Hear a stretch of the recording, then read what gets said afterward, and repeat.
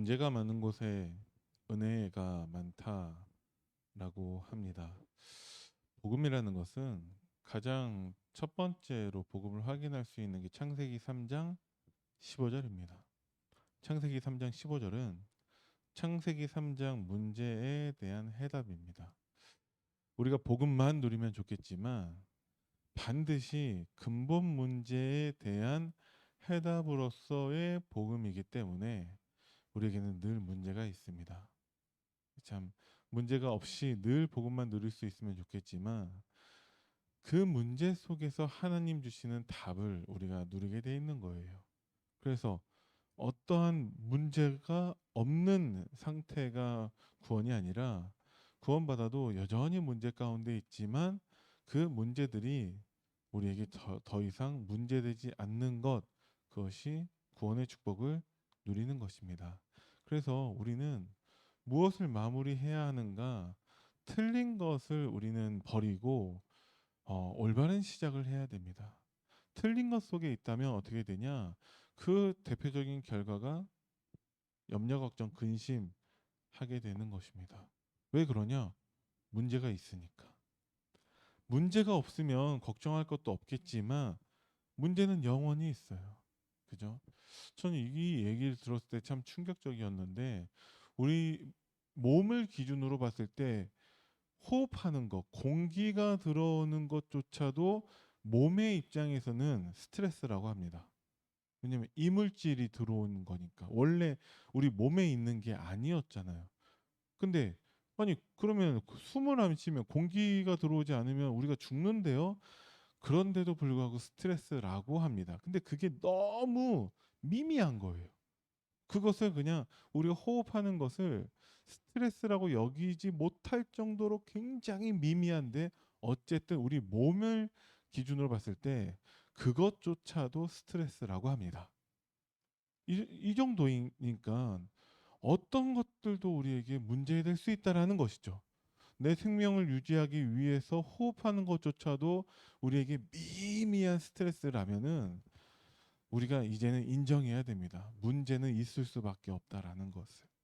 그래서 문제가 기준이 돼서는 안 돼요. 그죠? 예를 들어서 어떤 나라가 있는데 1년 365일 내내 비가 내린다면 더 이상 비 오는 거 가지고 사람들이 문제 삼으면 안 됩니다. 그죠? 그 비 오는 가운데 어떻게 살 것인가를 대책을 세워야지 그 비 오는 것 때문에 막 원망하고 불평하고 염려하고 있으면 아무 소용이 없는 것이죠. 그래서 우리는 문제가 있을 수밖에 없구나.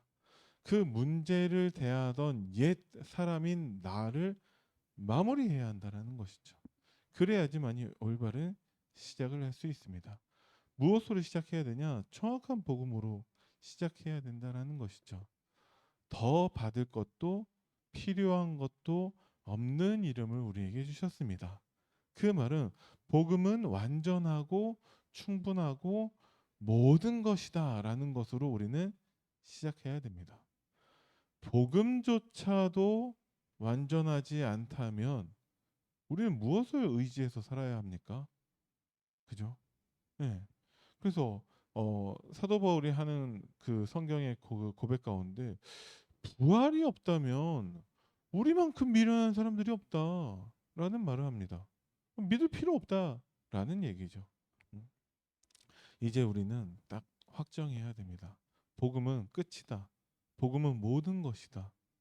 내가 아직 복음을 제대로 못 누리는 게 문제지 복음은 문제가 없어요. 우리는 그 완전한 복음으로 시작해야 됩니다. 그 완전한 복음을 누리는 것이 무엇입니까? 성삼위 하나님께서 오력으로 우리와 함께 하시기 때문에 어떤 것도 우리에게 문제되지 않는다라는 것이죠. 그것을 우리는 확정하고 인정하고 시작해야 됩니다. 그래야지만이 우리가 그 옛사람의 체질대로의 그 염려, 걱정, 근심, 더 나아가서 불평, 그 다음에는 반드시 오는 불신앙을 해결할 수 있습니다. 그죠? 자, 우리 기도에 대해서 우리는 올바르게 알아야 한다라는 거예요. 기도는 무엇이냐? 하나님이 주신 이 정확한 복음을 누리는 것이 기도입니다. 그래서 우리의 기도는 저 불신자들, 저 종교인들의 기도와는 달라야 돼요. 여러분들이 기도하실 때마다 스스로 기도 제목을 점검해 보시기 바랍니다. 어떻게 하면 됩니까? 아, 내가 하나님께 기도하는데 이런 거 기도해야 되나? 하나님, 제가 감기에 걸렸습니다. 감기 낫게 해주세요. 참 하나님이 나 감기 낫게 해주시는 분인가? 어? 내가 지금 이 중요한 시간에 기도하는데 고작 그런 거 놓고 기도해야 되나? 하나님, 우리 자녀들 잘 되게 해주세요. 이 랩넌트를 위해서 기도하지 못하는 내가 무조건 또 자식 잘 되라고 기도하고 있구나. 그러면 안 된다는 것이죠. 왜? 너희의 필요한 모든 것을 하나님이 아신다니까요. 그래서 우리에게 먼저 그의 나라와 그의 의를 구하라고 하셨어요. 그 다음에 뭐라 하셨죠? 그리하면 이 모든 것을 너희에게 더해 주신다고. 그게 순서입니다. 그게 불신자들, 종교인들은 절대 따라할 수도 없고 흉내낼 수도 없는 하나님 자녀의 기도의 비밀이라는 것이죠. 먼저 그의 나라와 그의 의를 구하면 우리가 사고 싶은 것이 많이 있는데, 신발도 사고 싶고 차도 사고 싶고 옷도 사고 싶고 맛있는 것도 먹고 싶고 다 하고 싶은데 한 가지만 있으면 되잖아요. 돈만 있으면 돼요. 그럼 신발도 살 수 있고 옷도 살 수 있고 차도 살 수 있고 먹을 것도 살 수 있고. 먼저 그의 나라와 그의 의를 구하면 우리에게 필요한 모든 것을 하나님 다 더하신다니까요. 그죠? 그게 기도의 비밀입니다. 그래서 보좌의 축복 9가지라고 말씀하시는 것은 무엇이냐? 우리가 참된 기도를 했을 때 하나님이 우리에게 이 응답을 주신다라는 거예요. 3초의 응답이라는 것은 단순히 우리는 여전히 막 저기 뭐 이렇게 사회 밑바닥으로 정말 내일 먹을 거 걱정하고 염려하고 있는 가운데 하나님이 정말 그런 보좌의 축복과 시온간을 초월하는 능력과 237일의 복음을 밝힐 그 응답을 주신다라는 거냐? 필요한 모든 것을 하나님이 다 더하신다라는 것입니다. 삼생명 운동 안에 모든 것이 다 있고 그래야만 우리가 삼시대를 살릴 증인이 되는 것입니다. 그죠? 정말 저 사람이 복음 누리고 언약 붙잡고 기도하고 전도자로 쓰임 받고 했는데 어느 날 먹을 것이 없어서 굶어 죽었다, 이런 얘기 들어본 적 있으십니까? 없잖아요, 우리가. 근데 뭐가 문제냐? 우리가 온전히 하나님께 맡기지 못한다라는 것입니다. 이 비밀이 있어야지만이 우리가 참된 교회 응답을 누릴 수 있다라는 거예요. 참된 교회 응답이 무엇이죠? 사도 중심의 제자입니다. 그래서 진짜 예수 그리스도의 제자는 담임 목사님의 제자입니다. 그게 하나님이 원하시는 방법이라는 거예요. 그게 아니고서는 뭐하러 담임 목사를 세웠습니까? 필요 없죠. 그냥 예수 그리스도의 제자하면 되는데. 근데 하나님 반드시 사도를 세우셔서 사도 중심으로 제자 사역을 하게 하십니다. 그죠? 그래서 어느 날 갑자기 뭐 아무것도 없는데 3천 제자가 서고 5천 제자가 서고 하는 것이 아니에요. 베드로와 사도 중심으로 하나님이 말씀 운동, 기도 운동 했을 때 하나님이 사도 중심으로 제자를 세우신다라는 거죠. 그렇게 세움받은 그 제자, 중직자를 중심으로 현장을 살리는 것입니다. 그래서 소수의 작은 교회, 개척교회는 어쩔 수 없이 사도와 함께 현장에 가야 되지만 어느 정도의 시간표 이후에는 중직자 중심의 현장 사역이 되어야 합니다. 지금 유광수 목사님이 현장 가십니까? 안 가시잖아요. 근데 그거 갖고 누가 뭐라 하지 않잖아요. 왜 그러냐? 지금 사도가 현장을 가냐 마냐 그게 중요한 게 아니에요. 중직자 중심의 현장 살리는 전도 운동이 이루어지고 있기 때문에 굳이 사도가 현장에 갈 필요가 없는 것이죠. 그럼 사도는 뭐 하냐? 말씀과 기도에 전무하는 거예요. 왜? 그래야지만이 중직자에게 현장 살릴 수 있는 메시지를 줄 수 있으니까. 그런데 중직자 중심의 현장 사역이 되지 않으니까 여전히 사도만 현장 가서 이제 뭐 하고 있죠. 악순환이 되는 것입니다. 하나님과 방향이 맞지 않는 것이죠. 그리고 렘넌트 중심의 미래. 그래서 사도가 올바로 세워지고 중직자가 올바로 세워진다면 후대들이 그것을 보고 따라할 수밖에 없는 것입니다. 그죠? 그래야지만이 참된 교회 응답이 시작된다라는 것이죠. 여러분들이 정말 그 현장에 제자가 되시기를 바랍니다. 어떻게 하면 되냐? 사도 중심의 강단 제자가 되시면 됩니다. 그러면 하나님이 우리에게 응답을 주시는데 각인뿌리 체질에 하나님이 변화를 일으키십니다.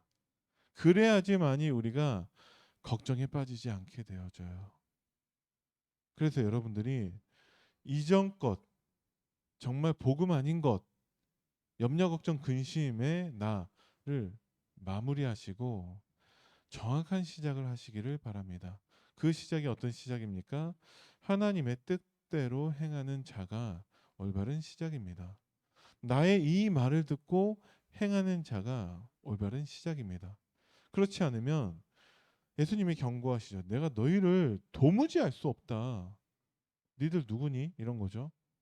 자기들은 제자라고 막 하고 있는데 누구세요? 이런 거죠. 이 불법을 행하는 자들아, 자기는 제자라고 열심히 한다라고 하는데 아니 나는 예배도 드리고 주일날 빠지지도 않고 헌금도 하고 하는데 내가 왜 불법입니까? 딱 한 가지, 하나님의 뜻대로 행하지 않기 때문에 그렇습니다. 올바른 시작을 하지 않기 때문에 그렇다라는 것이죠. 내게서 떠나가라. 예수님이 더 쉽게 표현하면 꺼져라 라는 것이죠.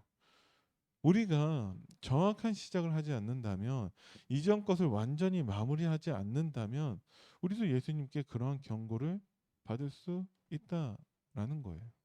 그러니까 여러분들이 하나님의 뜻대로 행하시는 자가 되시길 바랍니다. 올바른 정확한 복음 가지고 참된 기도의 응답 누리면 하나님이 참된 교회의 응답 누리는 제자로 세우실 줄을 믿습니다. 그럼 그 사람들은 어떻게 올바른 시작을 했냐? 사도행전 1장 8절에 감람원 운동으로 시작했다라는 거예요.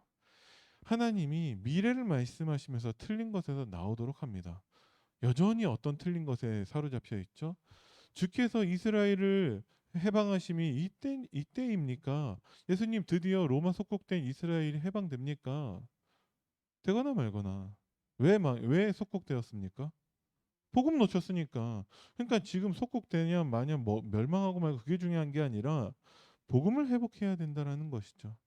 그래서 예수님이 그들에게 정확한 복음을 알게 하신 것이죠. 정확한 복음이 무엇이죠? 성삼위 하나님께서 지금 그리스도로 역사하시고, 지금 하나님 나라로 역사하시고, 지금 오직 성령으로 역사하시는 것입니다. 이 언약을 붙잡는 것이, 이 언약을 누리는 것이 정확한 복음인 것이죠. 그런데 자꾸 제자들의 관심사가 틀린 것에 있다라는 거예요. 그죠? 우리가 정말 하나님이 주신 말씀에 집중해야 되는 이유입니다. 그래서 그 말씀이 우리의 모든 삶 속에서 답으로 적용되고 누려져야 됩니다. 그게 올바른 시작이라는 것이죠. 그랬을 때 그 올바른 언약, 정확한 복음을 붙잡은 제자들은 기도의 응답을 누립니다. 그죠?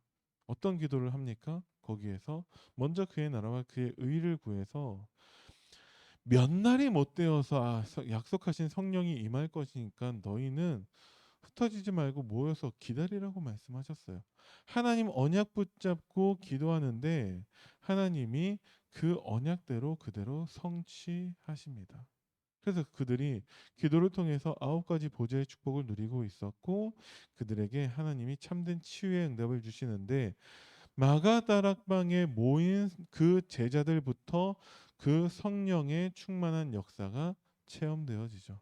이 말은 그들부터 완전히 치유된다라는 것입니다. 여기에 대표적인 인물이 베드로죠. 이전까지의 베드로는 알고는 있었는데 그냥 흉내내는 사람이었어요. 그래서 딱 예수님의 이 경고를 듣는 사람이죠. 너희 내가 너희를 도무지 알지 못한다. 불법을 행한 자들은 나에게서 떠나가라. 이 말을 들은 것은 아니었지만 더 직설적으로 예수님은 베드로에게 말씀하시죠. 사탄아, 내 뒤로 물러가라. 그게 지금 이전에 마무리 짓기 전에 베드로 모습이라는 거예요. 이제 마무리된 베드로는 어떻게 달라집니까? 그 베드로가 하나님의 그 성령의 충만함을 통해 하나님 말씀 성취를 이제 증거하고 있다라는 것이죠. 그죠? 그래서 여러분들이 참된 복음과 올바른 기도에 응답을 누리는 제자가 되시기를 바랍니다. 뭐가 참된 복음과 뭐가 기도라고 말씀을 드렸죠?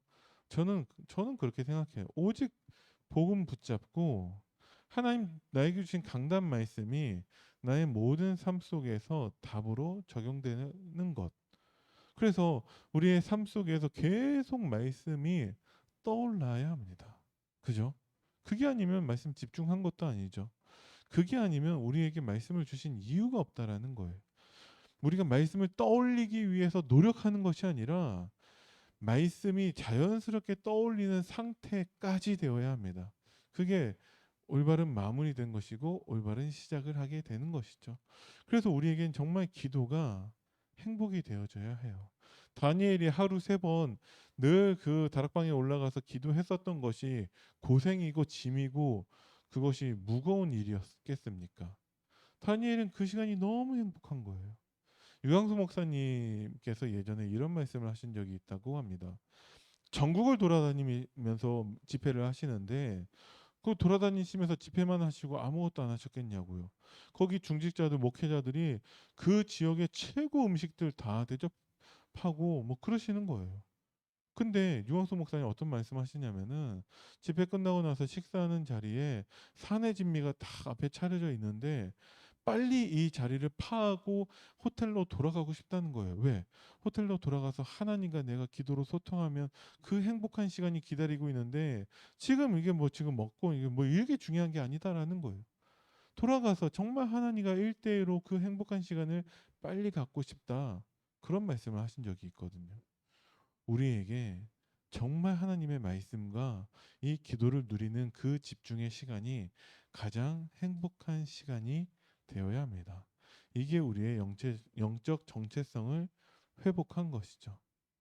영적 정체성이라고 하니까 나는 하나님의 자녀, 그 신분과 권세, 이런 지식적인 내용으로 또 우리가 접근을 하려고 하는데 복음 때문에 가장 행복한 사람이 여러분들의 정체성이 되시기를 바랍니다. 그죠? 복음 때문에 교회의 실제가 무엇이냐? 그래서 그 행복한 복음만 누리는 것이 교회라는 거예요. 우리 교회 왔는데 처음엔 사람들이 못 알아들어요. 왜? 사람들이 듣도 보도 못한 얘기만 하고 있어요. 아니 도대체 저게 무슨 소리냐? 왜 자꾸 똑같은 말만 하고 있냐? 근데 교회에 오래 있다 보니까 그냥 자연스럽게 계속 와서 예배드리고 사람들과 포럼하다 보니까 어느 날 자기도 그렇게 변한 내 모습을 보게 된다. 그게 참된 교회이죠. 그럼 교회는 뭐만 말해야 됩니까? 복음만 말하고 있어야 된다라는 거예요. 근데 진짜 복음 없는 교회는 뭐 얘기하고 있죠? 주로 남 걱정하고 있죠. 아, 누가 저저저 누가 저저저고 막 그러고 있는 거예요. 복음만 없고 다른 것들만 가득 차 있다라는 것이죠. 그래서 이스라엘의 그 성전이 무너진 것입니다. 뭐 하고 있었죠? 장사하고 있었죠. 그죠? 우리가 정말 정체성을 회복하고 참 교회 응답을 회복했을 때 하나님은 삼시대 누리는 보좌의 현장으로 우리를 인도하십니다. 어떤 현장이죠? 사도 중심의 제자, 중직자 중심의 현장 전도 운동, 렘너트 중심의 미래 운동을 우리가 주역으로 쓰임 받게 되는 것이죠. 그래야지만이 237 치유 서밋의 응답을 누릴 수 있습니다. 자, 여러분들 마무리하시기 바랍니다. 이전 것, 옛 체질에 머물러 있지 말고 여러분들이 올바른 시작을 하셔야 됩니다. 목사님 어떻게 해야 됩니까? 뭐 너무 많은 것들 말씀하셔서 모르겠습니다. 이번 주 주신 강단 말씀에 집중하시면 됩니다. 그러면 이전 것에서 우리가 멀어지게 돼요. 하나님의 우리의 각인뿌리 체질을 바꾸는 변화를 주실 것입니다. 우리가 자꾸 강단보다 더 중요하고 먼저 앞선 것이 있기 때문에 자꾸 이전 것에 머물러 있고 염려, 걱정, 근심에 빠져 있는 거예요. 여러분들이 근심에 빠져 있을 때마다 여러분들의 영적 정체성을 회복하시기 바랍니다. 아, 하나님 근데 나에게 막지 못하는 복음을 주셨구나. 그 복음 전하는 증인으로 나를 부르셨구나. 그 복음으로 다시 시작하는 여러분들 되기를 바랍니다. 기도하겠습니다. 살아계신 하나님 은혜를 감사드립니다. 항상 이전 것으로 옛 체질로 우리를 속이는 그 사탄의 속임수에 빠지지 않도록 날마다 하나님 주신 말씀 강단으로 우리가 새롭게 시작하게 하시고, 강단 말씀에서 우리가 복음을 발견하게 하시며, 강단 말씀에 집중하여 나의 모든 삶이 각인뿌리 체질이 복음으로 변화되는 응답을 누리게 하여 주옵소서.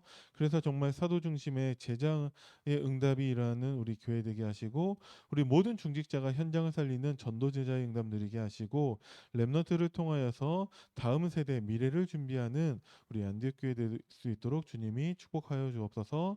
아프리카 선교를 마치시고 돌아오고 계신 우리 담임 목사님께 성령의 충만함과 의뢰를 더하셔서 전도자의 발걸음과 하나님이 함께하여 주시고, 하나님 정말 우리가 그 대를 이어서 아프리카 복음화뿐만 아니라 전 세계 복음화의 응답을 누리는 주역으로 설 수 있도록 주님이 축복하여 주옵소서. 감사를 드리며 우리 주 예수 그리스도의 이름으로 기도드립니다. 아멘. 하늘에 계신 우리 아버지여, 이름이 거룩히 여김을 받으시오며 나라의 임하옵시며 뜻이 하늘에서 이루어진 것 같이 땅에서도 이루어지이다. 오늘날 우리에게 일용할 양식을 주옵시고, 우리가 우리에게 죄 지은 자를 사하여 준 것 같이 우리 죄를 사하여 주옵시고, 우리를 시험에 들게 하지 마옵시며 다만 악에서 구하옵소서. 나라와 권세와 영광이 아버지께 영원히 있사옵나이다. 아멘.